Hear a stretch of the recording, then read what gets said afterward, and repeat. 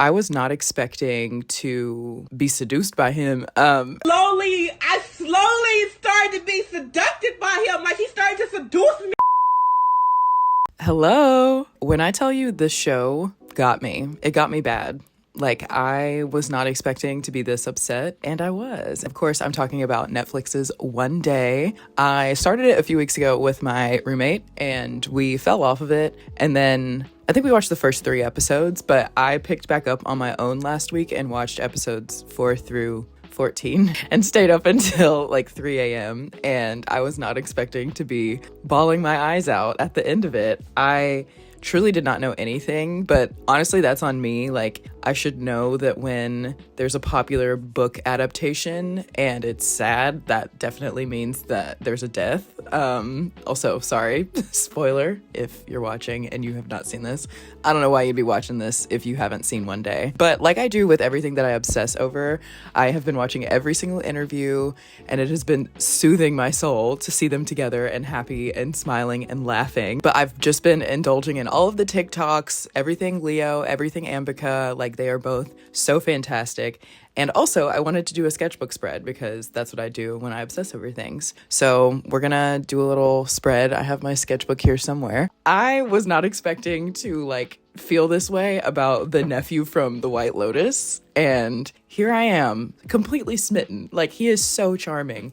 And I love Emma so much. Ambika, she did an amazing job. Like, I just think her delivery, she felt so real to me. Like, I felt like I could be her or be friends with her. Like, her snarkiness, I just thought the way that she brought the character to life was amazing. Anyway, I will stop talking. Thank you for being here. Let's get into the sketchbook. I just want to start this off by saying I have not seen the 2011 movie. I have not read the book. So my first introduction to this was this series. I had no idea what was going to happen, which I think is why it hit me so hard. I didn't really have a plan for the sketchbook spread. I really just wanted to capture their faces at different points in time throughout the series. So the 3 different scenes that I chose to capture were the first day after they go to Arthur's seat and they're talking before he has to leave to like meet up with his parents, and they end up spending more time together.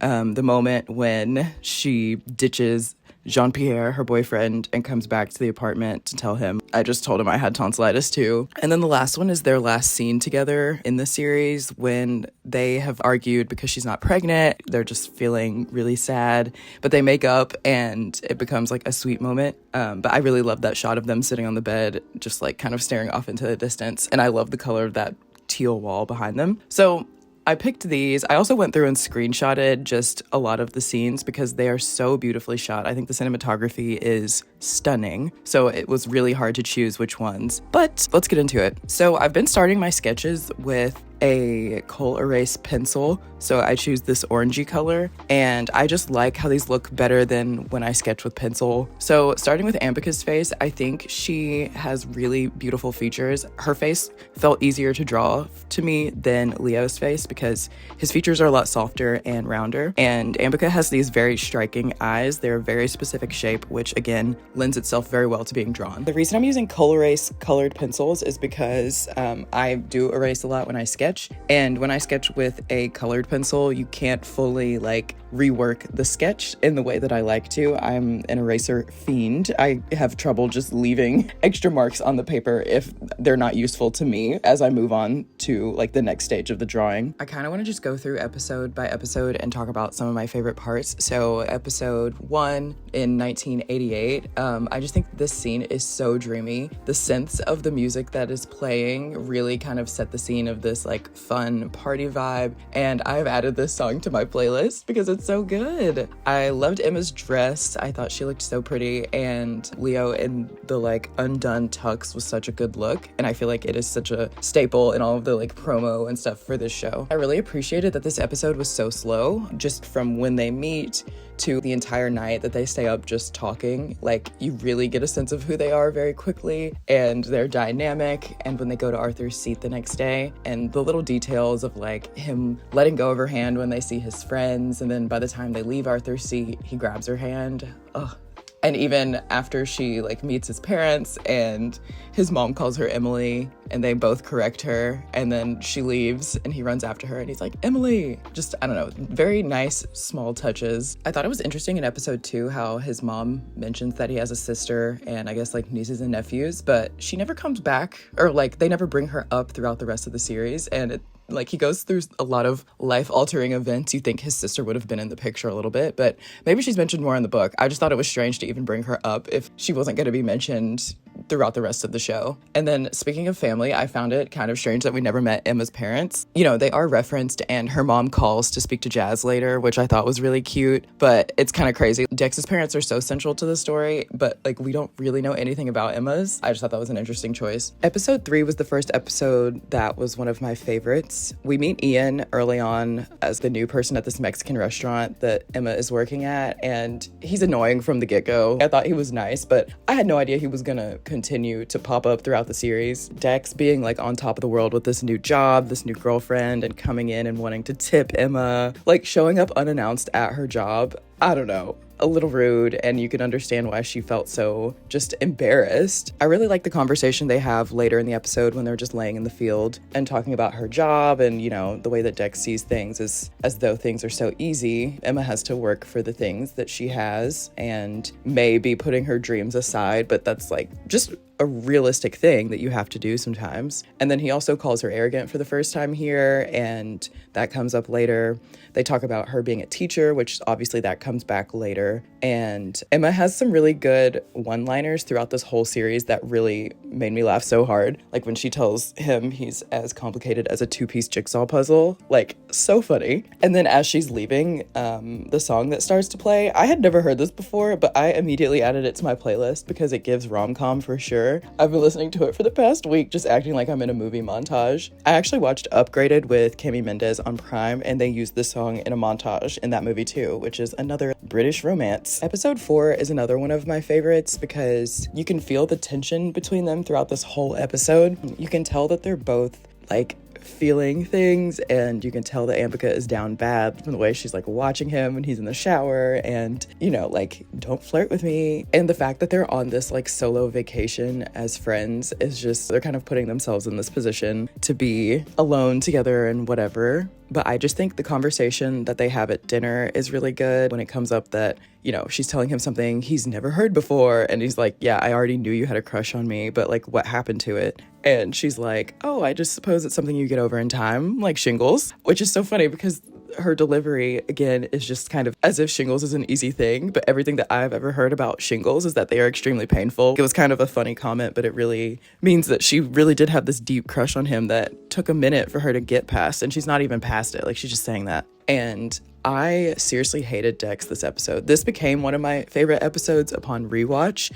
But the first time I saw it, I was like, he is such a jerk. I don't know why she's so hung up on him. When the song Anyone came on at the end, I was like, okay, this I feel like is the signifier of a good British TV show, because I see that song as the Black Mirror theme song. Episode 5 was just really hard to watch.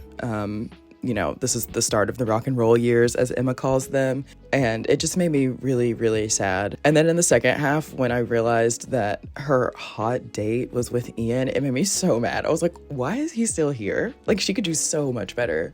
Why is he still here? Episode 6 was another hard watch as part of the rock and roll years. Dex is just so flawed, but you just want to root for him because you can tell he is trying, but he just doesn't know how to cope with his emotions. Episode 7, in my notes, I wrote, Ian is so annoying, all caps. He's definitely in love with Emma, but Emma is not feeling it. I don't know how she's been in this relationship for so long. And then the whole time they're at this stupid restaurant, and Dex is like so impressed with the place because it's his new favorite place, and he's trying to sound so like sophisticated, and he's like, this restaurant is just so smart, and he's not listening to her. He's going to the bathroom to do activities.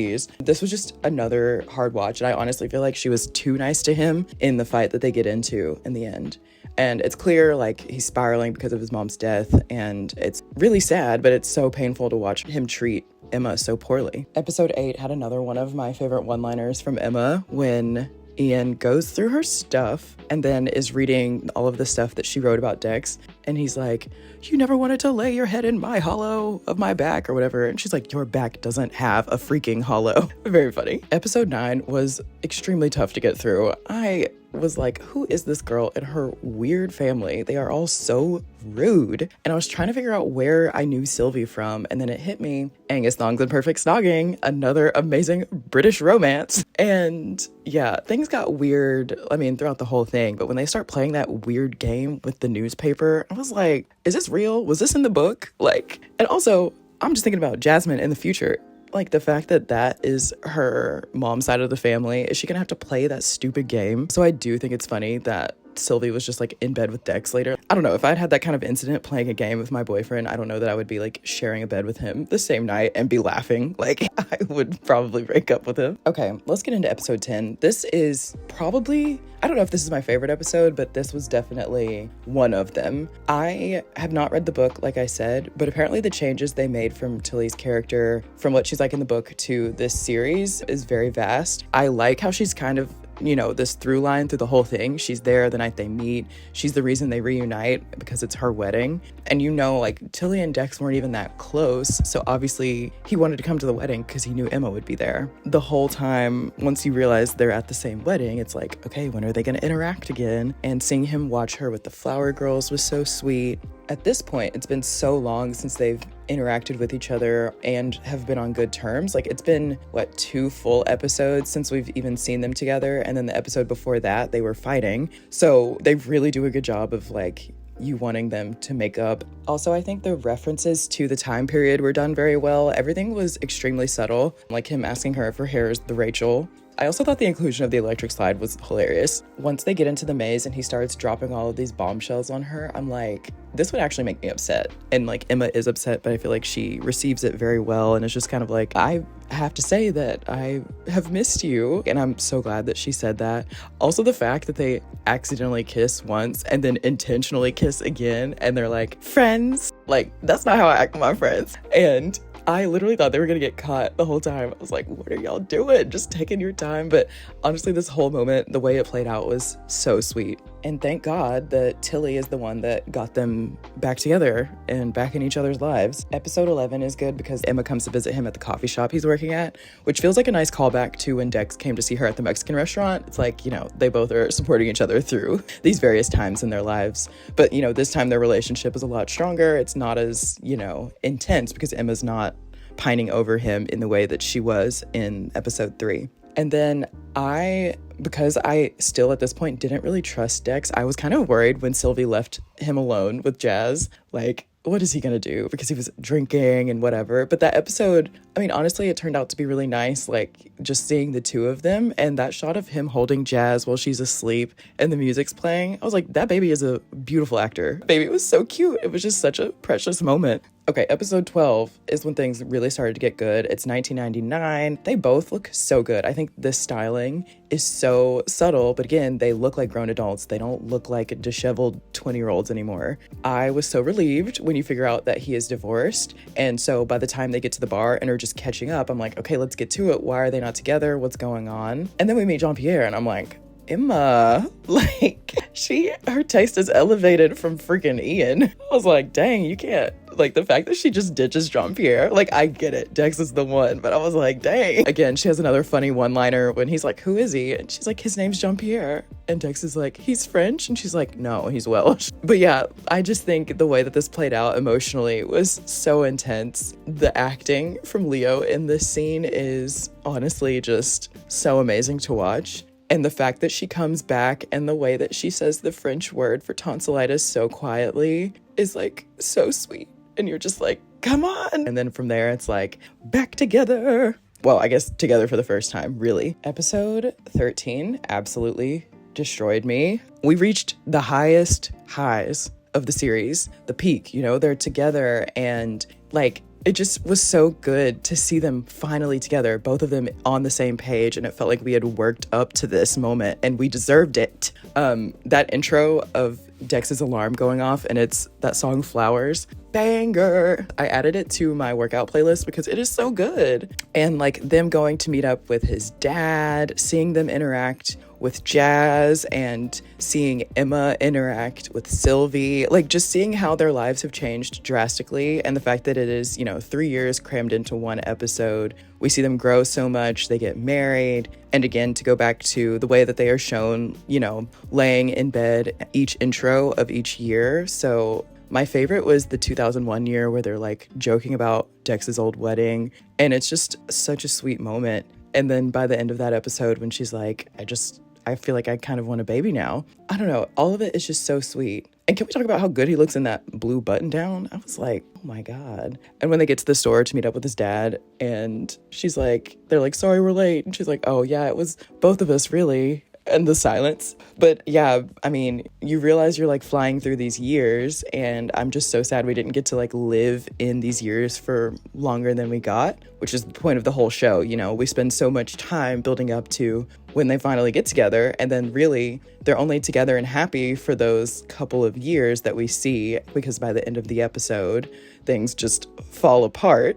And yeah, it absolutely tore me. I had no idea that was coming. As soon as he's leaving her the voicemail and he's like, I don't know why I'm telling you this, I'm gonna see you in a minute, I was like, oh God. I was like, she's gonna die. That was when it hit me. Oh man, I didn't cry during this episode, but the next episode is what got me. And I was silly going into episode 14 because I was like, yeah, okay, she got in a car accident. That's a life-altering event. And now he's gonna have to be her caretaker for the rest of his life and her life. And then I realized, she literally died. And it didn't even set in until he says it. I was just like, this is hell. There literally was the biggest pit in my stomach. At this point, it's 3 a.m. and I am bawling my eyes out, doing the short breaths between cries. That was literally me in my bed. And it felt like the biggest gut punch that I could imagine. They do such a good job of aging Dex throughout these years. We see him going from, spiraling and being drunk all the time and getting beat up at this club to the next year, it's been 2 years since Emma died, and his dad comes and her friends come to comfort him. And it just breaks my heart. And even Sylvie makes that joke that's like, maybe we should get back together. I thought that was funny. And then later he goes into the room to look at all of her stuff because it's time to either get rid of it, unpack it, do something. And that last moment that they have together, he's just leaning against the wall and she's talking to him at some point it's just not gonna hurt as bad and it's only time. Oh man.